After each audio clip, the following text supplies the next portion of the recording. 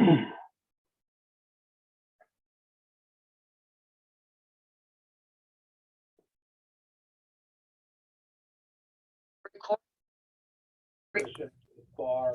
west side, west of Terminal B this year, as opposed to where the valet was in previous times, that valet area. All right, good afternoon, everybody. Let's do a little bit of housekeeping before we welcome you to Conversation with Colleagues. If you have your microphone on, go ahead and turn that off so that we can get off to a running start.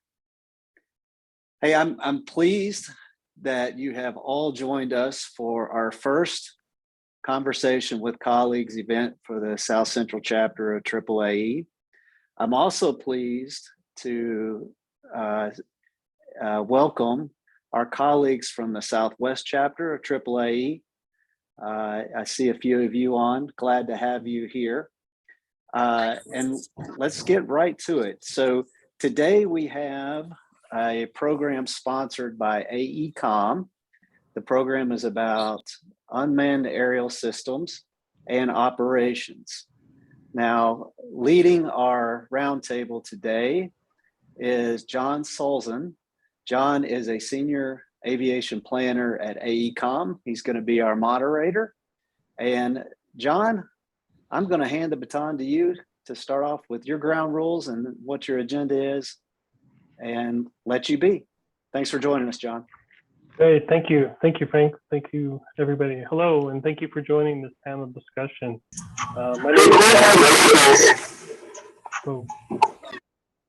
My name is John Solzhen. I am a panel member and will be acting as co-host for this discussion. Our objective today is to discuss UAS integration into airport operations, its benefits and its challenges. At present, UAS operations are nearly non-existent. There are several potential causes that may be driving this factor. Some may feel that UAS are useful, but not really a time savings, while others may feel that it's a threat to airside operations, much in the same fashion as migrating birds. The intent of this discussion is to bring light to the possibilities of UAS within the airport environment. So our panel is comprised of 4 members with expertise in various aspects of the UAS industry. The panel was chosen to allow expertise in UAS manufacturing, which is going to be led by Dr. Jack Elston, UAS sensors, which is going to be led by Lewis Graham, UAS contracting, operations, and deployment, which is led by myself, and current UAS operations, which is led by Jason Swartz, who unfortunately is going to be about 10 minutes late to this. He's speaking at another engagement. So you should see him pop up here soon, hopefully. I will let them introduce themselves in a moment, but I invite the guests to please feel free to ask questions. This is an engagement type of a discussion with the guests. So please feel free to ask questions via the chat or by raising your hands using the reaction tool at the bottom of the page. Let me please give a warm welcome to our panelists and let them introduce themselves fully. Jack, we'll go ahead and begin with your introduction, please. Yeah, sure. Thank you. And thanks everyone for attending and having me here. My name is Jack Elston. I'm CEO and founder of a company called Black Swift Technologies. We're unique in the fact that we design almost every component of our unmanned aircraft systems, from custom autopilots, control systems, vehicle design, kind of on through everything else that we do as far as payload integration. We also specialize in kind of pushing the envelope as far as the capabilities of these aircraft. We've done flights to do monitoring of volcanoes, to do glacial ice surveys. We're building a tube launch aircraft right now with NOAA to do hurricane surveys. We've even worked with NASA to design a vehicle for the upper atmosphere of Venus. So kind of specialize in doing a lot of these research type things as far as pushing the envelope of unmanned aircraft systems, but we also are in the commercial side as well. We have 3 different platforms, 2 fixed wings, 1 multi-rotor that we sell to commercial operators to do a variety of different things. Great. Lewis? Lewis, you're on mute, sorry. Sorry about that. No problem. Hi, I'm Lewis Graham, president of GOQ Group out of Huntsville, Alabama. Now, we've been in the LiDAR and imaging business for quite some time. Around 2015, we started building drone sensors, LiDAR and imaging sensors. We have those deployed in a number of locations and a number of different modalities. So I don't know much about airports. So if I say something dumb about how you can fly around one, I'm sure Jack will correct me. Yeah, so that's our basis of expertise. Great. Again, my name is John Sosona. I've been in and around aviation for roughly about 30 years. I started out as a lineman at my local airport. I worked for Boeing, designing approach plates and the charts, airport charts, instrument transition charts for global commercial airlines. I am currently a senior aviation planner for AECOM, where I lead teams in aerospace analysis, master planning, AOP designs, and updates. I am an aviation lead for Advanced Air Mobility Group, and I'm also a UAS regional manager for AECOM West Region. I'm also a private pilot and a commercial UAS pilot with over 230 combined flight hours of various manned single-engine aircraft, manned sailplanes, gliders, and various multi-rotor fixed-wing UAS aircraft. So I'll go ahead and introduce Jason. That way he doesn't have to introduce himself when he gets here. Jason has nearly 3 decades of airport management experience, including working in airport operations, noise management, and airport planning. Jason Swartz is currently an airside operations planner for the Port of Portland in Portland, Oregon. Jason is also the UAS policy lead for the port, where he is responsible for supporting and expanding the use of UAS at Portland International Airport and 2 general aviation airports. Jason holds a bachelor's degree in aviation management and a master's degree in aeronautical science from Embry-Riddle. And actually, to add to that, I hold a master's in civil engineering. And I think, Jack, you're part of my alumni at Boulder. Is that correct? Yeah, that's correct. Spent quite a bit of time there. Okay. So, again, feel free to ask any questions. I think they just mentioned that in chat. I went ahead and set up some questions just to kind of start the whole thing off. So, Jack, this is a question for you, and I'm sure many of the airport managers online will be really interested in hearing this. Having created unmanned aircrafts and flying them in many areas around the world, within the industry, there's a term known as flyaway, where something happens to the signal between UAS and the controller, which actually causes the UAS to fly out of control somewhat. There's 3 parts to this question. Is this a common issue? What are usually the causes of this issue, and how can it be prevented? And how safe are UAS and UAS programming for these kind of environments? Yeah, so as far as how common it is, fortunately, it's not nearly as common as it used to be. It was a problem that became famous with a particular manufacturer where the vehicle itself would go into a state where it lost basic information where it was. I don't know all of the details of it because we didn't design that particular aircraft, but yeah, it would just leave the airspace and there was nothing really you could do as the operator on the ground to get it back or cause it to terminate flight. For the systems that we put together, we have a lot of different safety systems on there, particularly because we do operate around things like airports and things like that, populated center, but just because in general, it's easier to make a safety case for unmanned aircraft systems if you have all these onboard redundancies. One of which we have is a manual takeover. It's a completely independent system from the rest of the autopilot system. So if anything else happens to fail, you can take over manual control of that aircraft. In addition, we have to go through all sorts of different safety contingencies should anything happen with the aircraft. If you lose communications, there's a specific plan for that as to where the vehicle will try to go, what it'll try to do, and there's a whole kind of tree of actions that it follows, definitively what it will try to do along the way to mitigate that and not go into airspace it shouldn't be in or run into any sort of objects on the ground. And we can custom tailor that based on whatever the mission happens to be. So if there's a particular area that things shouldn't enter, we can add different behavior based upon where the aircraft happens to be, if it loses communication, if it loses a sensor, and try and do the safest thing possible to get that aircraft on the ground quickly. Great. Well, Okay, so there's no other questions, so I'll just continue on. This question's for you, Lewis. Airports have an abundant need for asset management tools. Assets like pavement management inspections, structures, fencing, security, construction progression, etc. In your vast knowledge of remote sensing tools, what sensors would help improve asset management collections for airports, and why?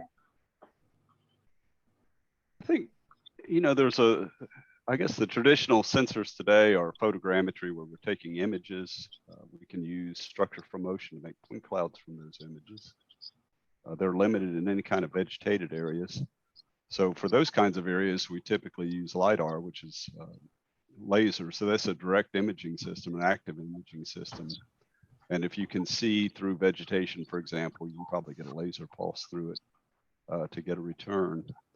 So I think a combination of these two sensors are what would be the primary sensors that would be used in airport operations. Interestingly, we participated in a Transportation Research Board research project some years ago on airport obstruction surveys using drone-based LiDAR. And the result of that was quite positive. Of course, that's higher altitude, looking for penetrations into the air envelope. But I think on the lower areas, there's some real opportunity in airport operations because it's repetitive type operations. So I can go out and I can put down a lot of survey targets. I can really pull accuracy in that way. And it also gives me the ability to do change detection over time. So I can do things like fly either a LiDAR or a photogrammetry mission, depending on what it is I'm trying to detect, and fly it again a week later, and I can do automatic change detection. So I think because of the static nature of what I'm observing, there's a lot of opportunity for automating change detection. So it's probably not going to give you an answer as to what a problem is. Like, I see something on a runway, it may not tell me what it is, but it'll tell me that something has changed, and I ought to look at video. I should have a person in the loop at that point to look at video or look at still imagery. Oh, great. It's pretty interesting. Yeah, I've used LiDAR myself in many aspects, but never on the airport, so that makes total sense. Jack, let's go back to you for a quick moment. Sorry, I'm looking at the chat as well. Based on what you heard from Lewis, is there any other sensors that you've actually used that might help with asset management? I wouldn't say in particular. I mean, we do kind of specialize in using all sorts of different sensors, including new sensing techniques. I pretty much agree with what he said. I mean, you can add additional detail with, I don't know, thermal imagery and stuff like that, depending on what exactly you're looking for. But for the most part, I think he covered it. And I see Jason. Thank you. Thank you for that, Jack. Jason, thank you for joining. Yes, sir. I have a question in the chat. What does it take to become a UAS pilot to perform functions on my airport or at an airport? I can tell you what it takes to be a pilot in AECOM. And it's not like it's going to be different for every consulting firm that you go with. So as an airport manager, I definitely would check into and make sure that you see the qualifications of the consulting field's pilot and levels of training that they have to go through. So at AECOM, not only do you have to have your pilot certificate, but you have to have so many hours before you're even considered to be an AECOM UAS pilot. We pretty much follow the same structure as the FAA does for manned flight. So you have 10 to 15 hours of flying time under your belt before you can do the training. Then you go through the pilot training, which consists of about 3 to 4 days of in-depth training, both in the classroom and in the field of flying certain maneuvers and aspects of that nature. In the pilot area, we also have different levels of piloting. So your first level when you first became a pilot is just imagery and some photogrammetry collection, very limited in that. Your next tier, level 2, that's getting more into LiDAR and thermal and so on and so forth. And then your next tier is getting into inspection type, bridge inspections, building inspections, and so on and so forth. So each tier will have a certain amount of hours that the pilots have to obtain to reach that tier. Then once they've obtained those hours, they would go through another training session, both classroom and field work of those specific levels. Then you can continue on to be a senior instructor and so on and so forth. So I hope I answered that question fairly well.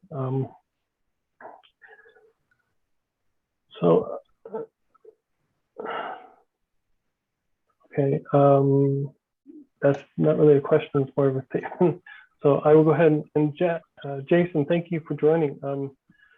You work with drones or UAS at your airport. Could you please explain what kind of things that you use these UAS for at these airports that you work at?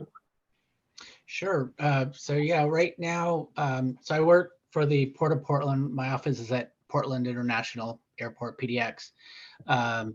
And we use drones in a variety of ways. So although the program's a couple, I think 3 or 4 years old now, but we've been sort of progressively increasing the use of drones and where we use them, starting with off airport, far away from the airport controlled airspace, and then sort of progressively moving closer and closer.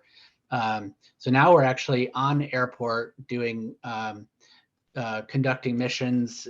Primarily right now we're doing airfield inspections, so pavement inspection of runways and taxiways. So that includes everything from pavement condition like cracking, when is rubber removal required. So we're looking at levels of rubber contaminant on the airfield. Markings, and so what is the condition of the airfield markings or the runway markings to keep track of when they need to be refreshed. We do pre-construction work now, since thanks to COVID, we can't do our bus tours, which we used to do for pre-bids for construction projects on the airfield. So we're using drones to either take video of the area or video in combination with photographs that we can use in those pre-bid meetings to give potential construction, bidders a view of that area. We do facilities inspection, so roof inspection work, or if it's exterior walls up high where there would be a safety issue there, we're looking at, and we've been practicing or trying out drones for those purposes. And then we do a lot of wildlife and conservation work, whether it's habitat inspections on the airfield to make sure that we're not allowing habitat development out there that would attract wildlife that could be a hazard on the airfield. We do nest inspections to look for populated eggs in a nest, that once the eggs hatch and the birds leave, then those nests may be relocated or destroyed depending on where they are and what kind of bird it is, so we can reduce that as an attractant. So it's kind of across the board. We're kind of testing out different use cases now and learning as we go. Sounds fascinating. That sounds great. I do have a question in the chat. Does airport operations officers looking into use of a drone on an airfield have to file through the land system, or is there another process? Before I head that off to you, Jason, I'll give it a shot at answering.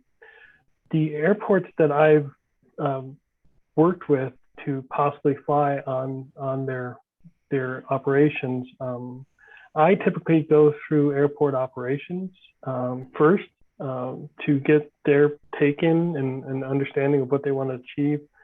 We then go to the FAA on the field to see about the operations of that. And then once everybody's on board, yes, I go through Lance, and we all have to go through Lance to get approval. It's sent over to Washington.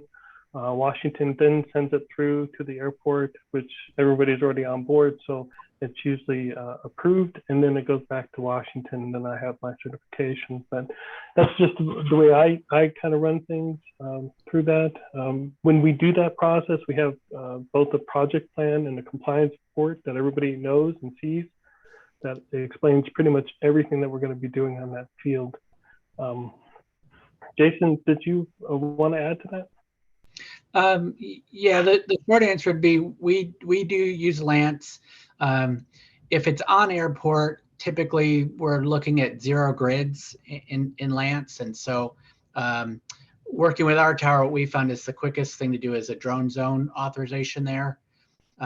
Since it's on airport, Lance usually kicks it back if you're in a 0 grid. So we do a lot of pre-planning and pre-coordination with the air traffic control tower there. Basically, we get everything discussed and approved prior to submitting. So whether it's Lance or drone zone, by the time that the tower sees it, they've already approved it or told us what we need to do to change it to then get it approved. So we find that pre-coordination is just a lot more efficient. That way, if they see something in the Lance application or the drone zone application that they don't like, they don't have to reject it, send it back to you, and you rework it. It's all been done prior to the submission. Yeah, and also to add to that, I found that having a pilot, actually a manned pilot that's private pilot above, does help to get approval. It's not necessary, but it does help to get approval. It just assures that the FAA knows that the pilot of the aircraft can communicate with the tower if need be, and so on and so forth. Communication on airside is key to any kind of airside operation.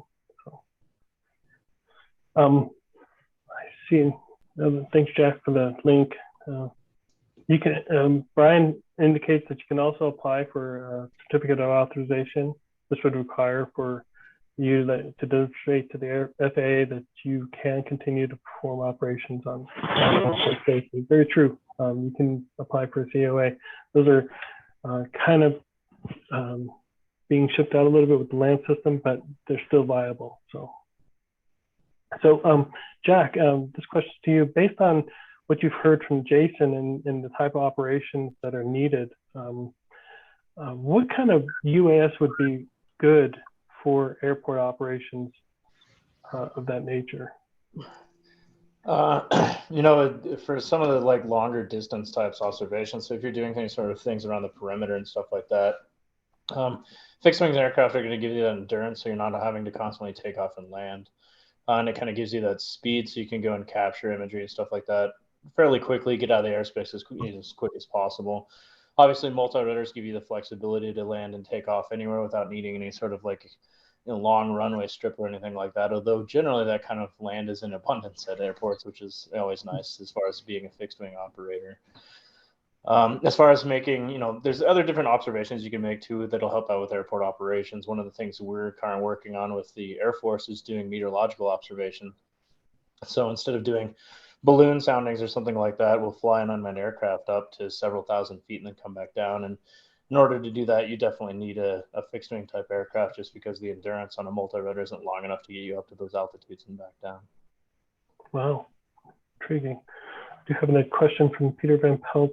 Can anyone tell us what the issue was that stopped commercial UAS operators from being able to work on an active airfield with an approved COA? Not being able to fly in an airport significantly affects the utility of the assets. Jason, can you take that? Or? I can try. So I would imagine, so we're not operating under a co-op. I would expect that if a particular co is in place and then the operation was rejected, I would think that they would tell you why. But in general terms, over the last, I'd say maybe 6 or 8 months ago, we were told as well that we could not operate UAS on the airfield. There was sort of just a moratorium or something, and that was since been lifted. So now we can't, just to be clear, we can operate on an active airfield, but we can't operate over an open movement area. So for us, if we're doing a runway inspection, obviously that runway is closed. If we're looking at a taxiway, that taxiway or that segment of that taxiway will be closed. So I think that restriction's been lifted, although it looks like it's maybe regional. So in that case, it could just be the region's not, you know, the level of comfort within a specific region isn't there yet. So they're maybe not authorizing it, but it's definitely not a national limitation anymore because we're operating on the airfield. Yeah, so definitely check back with your ADO or FAA in that area. Thank you. Lewis, question for you. I know, Jason, in our previous discussion, you had mentioned, in actually your previous answer, you had mentioned runway inspections, okay, dealing with cracks in the runways. And I know from AECOM, the engineers for AECOM, they specifically look at the cracks and the distance between the cracks on the runway, as well as the rubber and all that stuff. What kind of sensors would be good for that, and how low or how high do you need to fly for that kind of sensor? I mean, is LiDAR even a key for that, or would it be a different sensor? Yeah, so I may not be the best guy to answer that question. I'll give it a shot. At the airport, I'm the policy and procedures guy. So I'm working with FAA and senior management to establish the program. I don't get to do the cool stuff of flying and then the data analysis that's done by our GIS group. I know that they do have a number of different sensors that we can use. They have thermal, they've got LiDAR. So I'm not sure exactly what they're using to do the crack analysis. I've seen the deliverables, which basically we have color-coded maps, and they'll have the cracks will be lined, or there'll be lines over the cracks, and they're color-coded. So that's how we can assess, you know, the length, the width, the depth of that particular crack or that sprawling, whatever. But I couldn't really tell you specifically which sensors are being used for that. Sure. Thank you for that. That question is actually for Lewis, so, but I appreciate the insight on that. That helps out immensely. Lewis, what kind of sensors do you feel that would work with that situation? Well, it's interesting, you know, the same problem on crack analysis and so forth is of great interest in transportation in general. So there was a pretty big study done by Texas DOT. The study was done by University of Texas, Austin.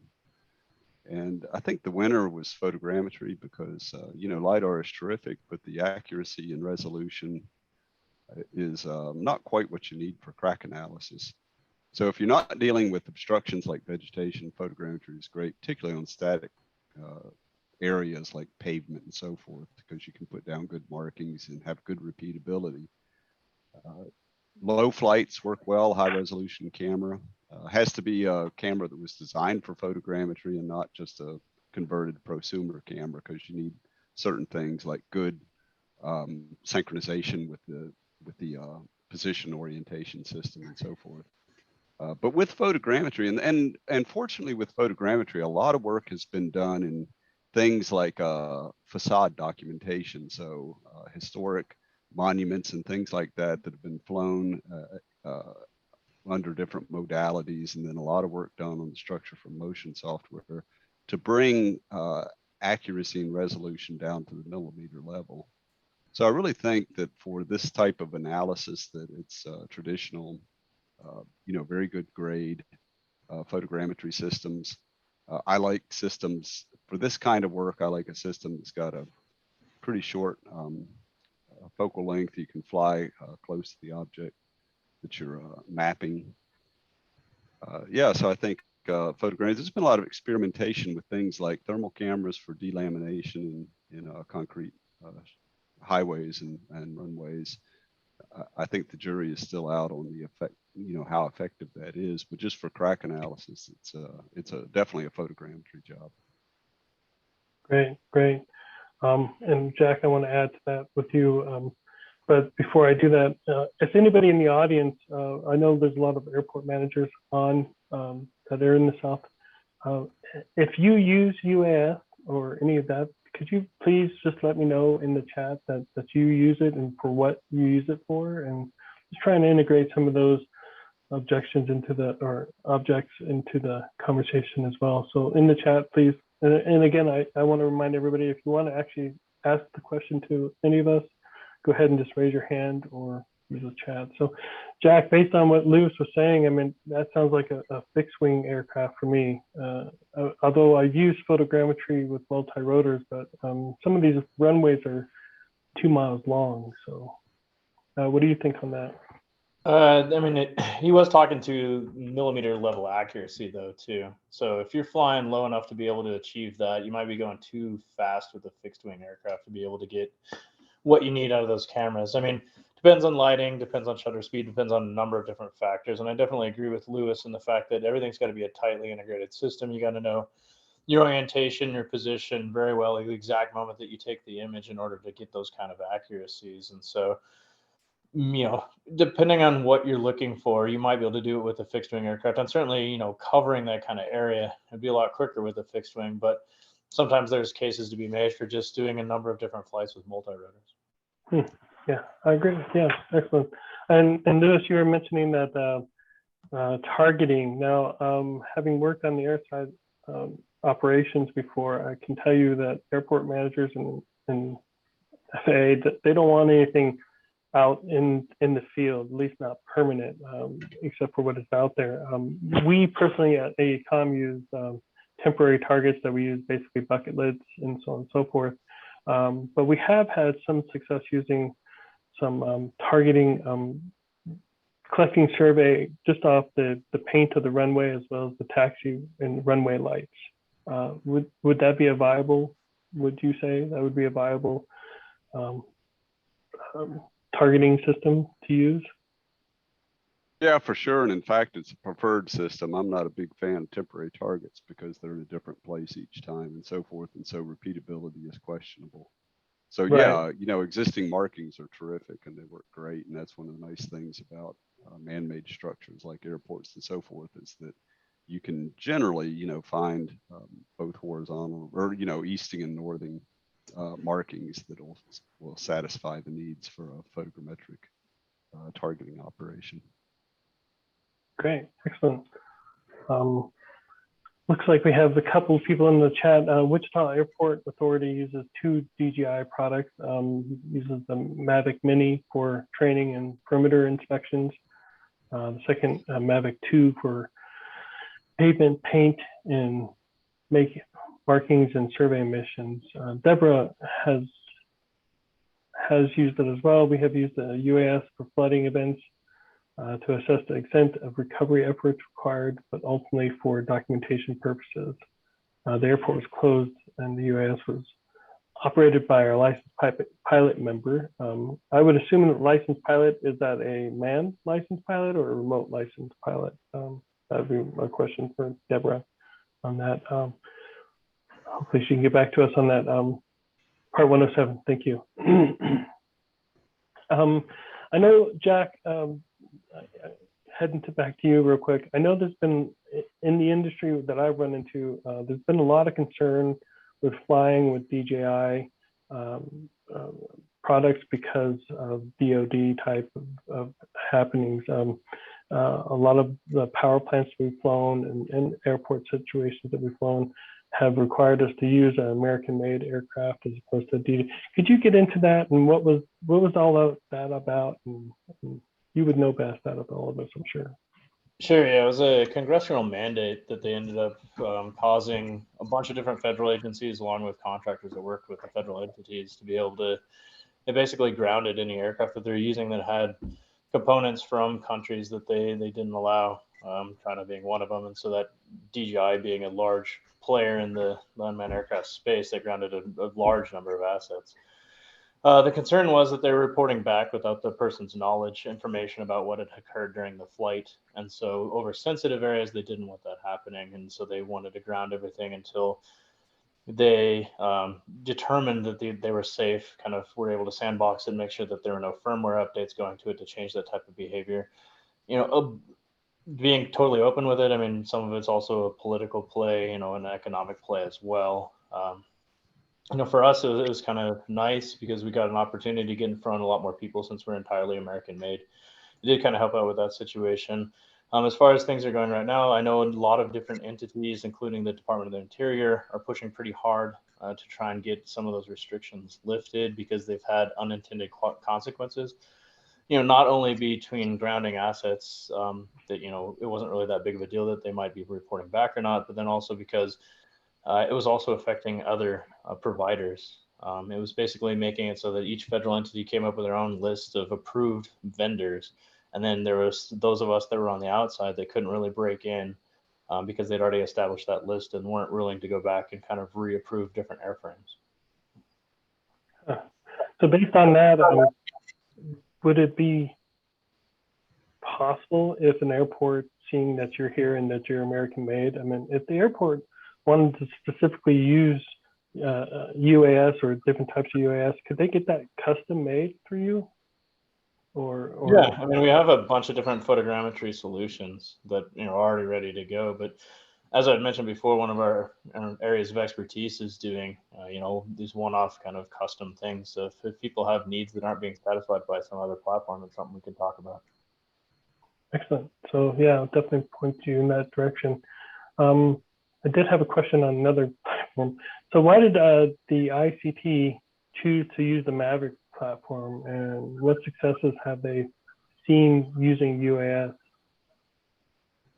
I think Perry was going to ask that question. Perry, did you want to unmute? I don't want to unmute. I was just curious as to what Brian would say. Why did they choose the Mavics, and what kind of things have they had the most success with?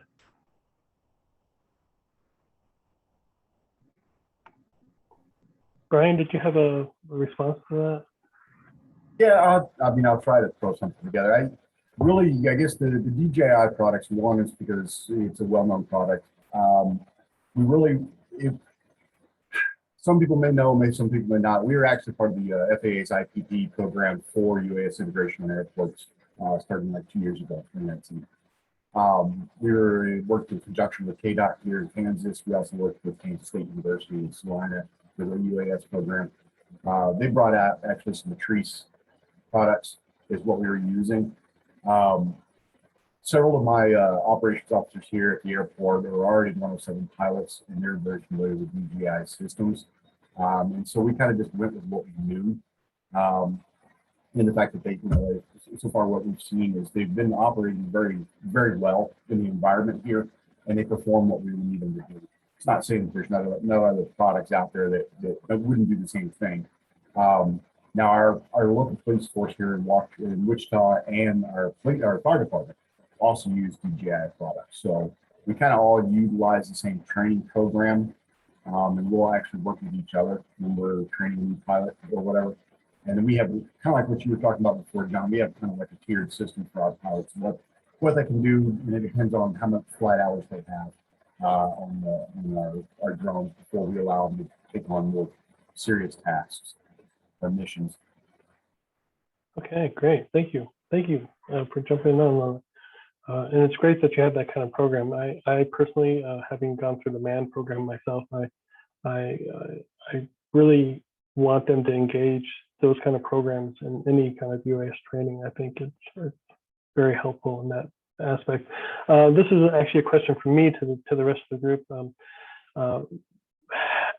It sounds like some airports do a lot of the flying. How apt are you guys to, or are all of you to bring on a contractor to fly, and what kind of things are you looking for? If you could put your answers in the chat, that'd be great, or please unmute and let us know. That'd be great. Us being a contractor, we'd sure like to fly for you guys if the need ever arrives. Jason, I have a question for you. I know there's runway inspections, usually every morning. I know like at Den, they do morning inspections before all the flight comes in and so on and so forth. I'm not sure if that's a multiple time a day or something of that nature, but could you allude to those kind of inspections and what you're looking for in those kind of runway inspections at airports? You're on mute too, sorry. You'd think after a year and a half of COVID, I would get used to muting. Everybody's that way. At PDX, we do an airfield inspection at the beginning of each shift. So 2 during the day, one nighttime inspection. And typically what they're looking for would be any potential hazards that have occurred. So FOD, any debris on the runway that could cause an issue. At night, you're obviously looking for FOD, but also you're checking the lighting systems to making sure everything's working. So it's really, and it's very fast. Usually, the runway is open, so you're just kind of squeezed in by air traffic control to sweep each of our runways and the taxiways. So it's fairly quick. I think they're probably driving 50 or 60 miles an hour would be my guess. It's really just a quick scan of any hazard that might have propped up during a shift. They also do airfield inspections after any kind of an incident. So if there's an alert 3, an aircraft accident, something like that, or wildlife observations, of the tower calls and sees some kind of an animal or something, running across the airfield, they'll inspect it then as well. So those are really just very quick safety checks to make sure that the airfield is clear of hazards for aircraft to fly. So when we talk about airfield inspections in terms of UAS, those are longer term type inspections like pavement condition or things like that. It's not the daily, the 3 times per day minimum airfield inspection that operations does across the country. I see. Excellent. Interesting. I know there's been some fencing inspections used with drones at certain airports. I'll get into that in a second, but I have another question in the chat. Has there ever been any discussion of rating systems for use specifically at airports? What do we mean by rating systems? You can unmute yourself if you like. Hey, John, it's John Knowlton. Meaning to certify an aircraft specifically for use at an airport, whether it's rated differently from a safety standpoint, for use in that specific environment, to standardize it. Obviously, the data collected at all the airports is used for unique needs, and the environment is unique. So the ever-changing market of commercial systems changes year to year. So, creating a higher class, I'm just wondering if that's ever been discussed, creating a higher class of system. Jason and Jack, you want to take that? Yeah, sure. So as of right now, I mean, other than obtaining experimental certificates, there aren't really any requirements, classifications, or anything like that for at least small unmanned aircraft systems. So it's usually classifying the operators as far as their ability to do these things, and mainly that just falls under Part 107. So there's no, they define which airspaces you can operate in, and certainly, to be able to operate down in an airport, you have to go through a couple of extra hoops, but they don't generally have extra requirements other than that. Yeah, I'm always intrigued on the Part 107. I mean, it's a written test and there's really no actual, whereas in the manned, you have a written test that you have to pass. Then you have an oral test with an FAA examiner that you have to pass. And then you go out and do actual manual flying with the FAA examiner and you have to pass all 3 in order to get your license. But with the UAS, you pass a written 60 questions and you can get, I forget how many wrong and still pass. That's why there's always, at least in the ACOM, we really try and train our pilots to fly as well as fly different systems. But interesting that the aircrafts don't have that. And Jason, did you want to add to that at all? I haven't heard of any classification or rating systems. At the port, we just make sure that they're commercial, off the shelf, basically tried and true technology. As opposed to my personal drones are like $100 from Amazon. That's not something that we would allow for use on the airfield. Definitely, or Costco, yeah. Excellent. I'm not seeing any other questions in the chat, so I'll go ahead and Lewis, fencing, let me jump back to the fencing question that I had. This is for Lewis. Fencing at airports can span a few miles, lots of miles, and usually have not many roads or tried roads to get through. Um, what kind of sensor, obviously a camera or a video sensor would be used in this scenario? Would it be better to have a photogrammetry aspect, or what kind of camera would you use, and how would you position that camera on the UAS for those kind of inspections? We've actually done some work in that particular area, and you really need a combination of photogrammetry and LiDAR. You can't really see elevated and linear objects in photogrammetry because of the nature of correlation. So for example, we have a system of LiDAR with dual oblique cameras that you would fly fence with, and you can examine the fence itself with LiDAR actually quite precisely. You can look at height, is a piece missing, that sort of thing. And then if you do detect some kind of anomaly, or you suspect that you might, then you can click on a point in the point cloud, and that will show all of the images, all the oblique images that see that section of fencing. And then you can do a visual inspection by that means. So it actually works quite well. So I'd say a combination of LiDAR with cameras. The cameras aren't really being used in a photogrammetric way, although we do precise pointing with them, but we don't do measurements from the imagery. They're more augmenting the LiDAR so that you can get detailed views of exactly what's going on. You can also use it for vegetation. You know, a lot of people are worried about vegetation encroachment on fences and things like that, and so you can do the complete inspection operation that way. Okay, excellent. Yeah, thank you. I didn't know that. Another question for you, Lewis, on that same kind of thing. When we're doing master plans, we have to point out obstacles for the airport, and then the airport, in conjunction with the FAA, has to come up with how they're going to fix these obstacles if they're penetrating through a surface, imaginary surface out of the airport. Would it be, I know in the FAA, they have a regulation that we can't use, they want to use LiDAR, but for airport management of obstacles, would it be advisable to actually take a LiDAR unit out there, or have a contract come out with the LiDAR unit and kind of scan those areas where, not specifically 20,000 acres that they may have, but scan those specific areas where those obstacles have been noted, and so that they can monitor it? Would that be a good idea for LiDAR or photogrammetry, or what kind of sensor? I think that's a LiDAR operation. We did some work.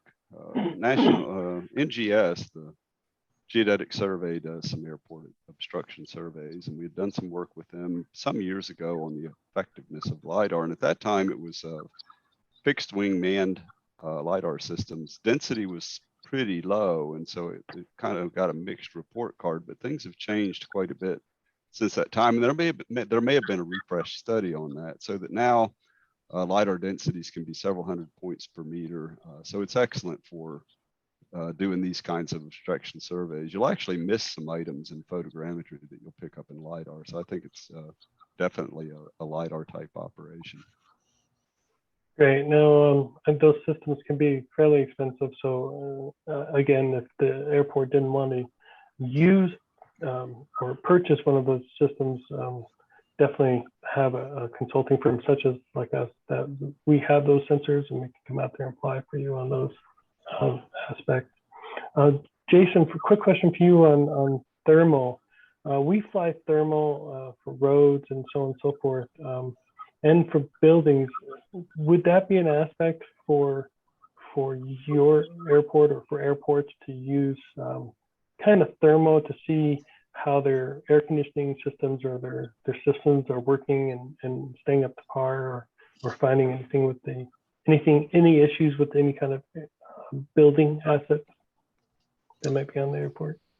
That's not something that we've discussed, or it's not a use case that has been brought to us yet, but certainly something that we would look into. That would be a discussion with our maintenance group who has that expertise. My role is usually facilitating how to get the flight accomplished, as opposed to, will the technology work for that particular application? That's kind of beyond my expertise. Great.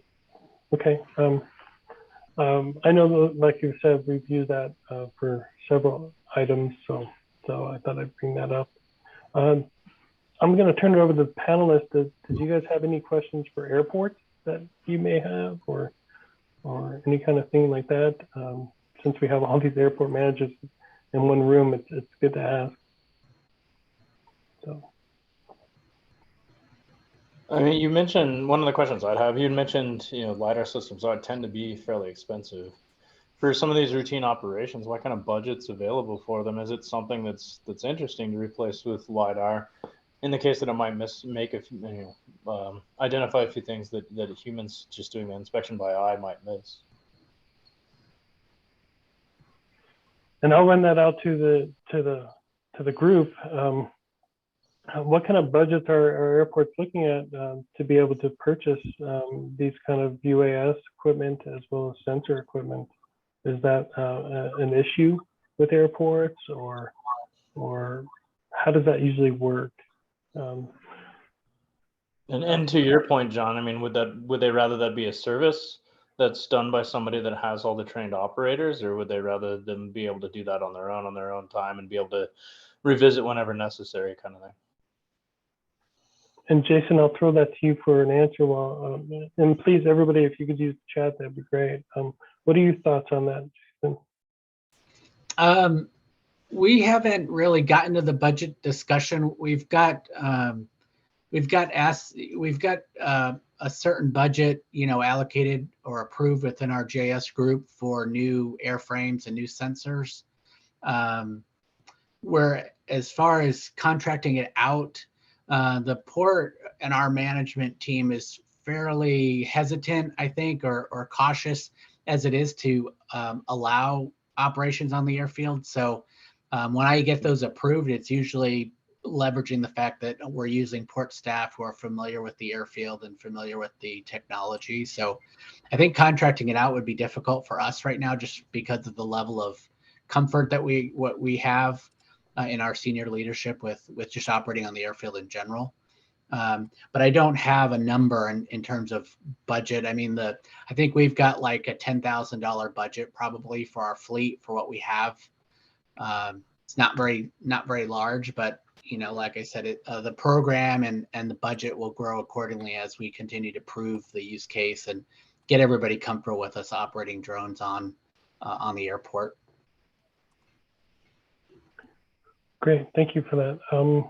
I know for us, we can only in AECOM, our pilots are only using pretty much drones that are purchased through AECOM and insured. We are fully insured to be on the airfields, as well as obtaining all that insurance in that aspect.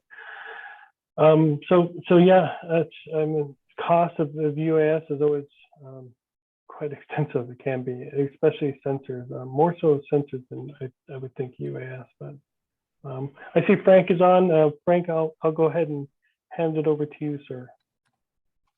All right, John, thank you very much. First, I want to thank our panelists, John Schwartz, Airside Operations Planner and UAS Lead at the Port of Portland, Louis Graham, President. Sorry, Frank, that would be Jason Schwartz. Sorry.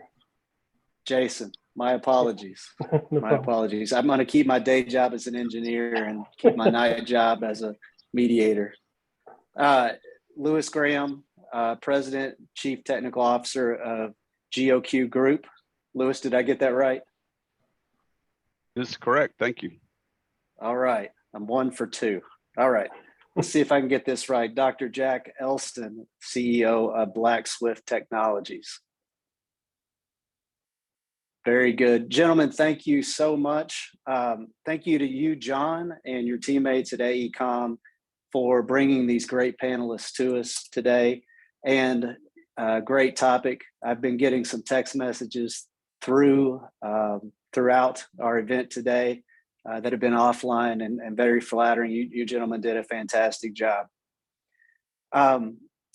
To our audience, if you have any ideas for future conversations with colleagues, please feel free to email me. I'll put my email in the chat, but it's fomcilwain@garverusa.com. I'll be glad to put that in the queue for our conversations with colleagues events that are coming up soon. I want to thank our South Central chapter leadership and especially the membership committee, Lance Lampkin, Jeff Bilyeu, and Don Green. With our leadership and our membership committee, they opened up today's event to everybody, members and non-members, free of charge. And I hope you found value in what you saw today. If you are not a member of the South Central chapter, I'd encourage you to look into it. There are lots of values of membership, including conversation with colleagues and many other conversations one-on-one and things you can learn from that networking. We will post a link to the membership page in the chat as well. And last, I would invite everybody to put on your calendars today, the South Central Chapter AAA Annual Conference will be in Corpus Christi, Texas in May. It'll be May 13th through 17th. Very few places on this planet that are more comfortable and more beautiful than Corpus in May. So I hope you can join us. With that, I'll ask Logan for a little housekeeping. Is there anything I've forgotten to do before we dismiss our panel and wish everybody a good day? Before we jump into Logan, I just want to thank everybody, the panelists. Thank you very much for joining. We are all available for any questions that you may have offline. I've put my email address as well as Jason and Jack and Lewis. You can always look Lewis up online, goq.com, for any questions and his wonderful products that he has out there. Thank you all for this session. We really appreciate you guys having us here, and we look forward to talking with you. Thank you, Frank and Logan. Thank you. You're welcome, John. Okay, with that, we'll end, and I hope everyone has a great day and a great rest of the week. Thank you. God bless. Great job. Thank you. Thank you. Take care.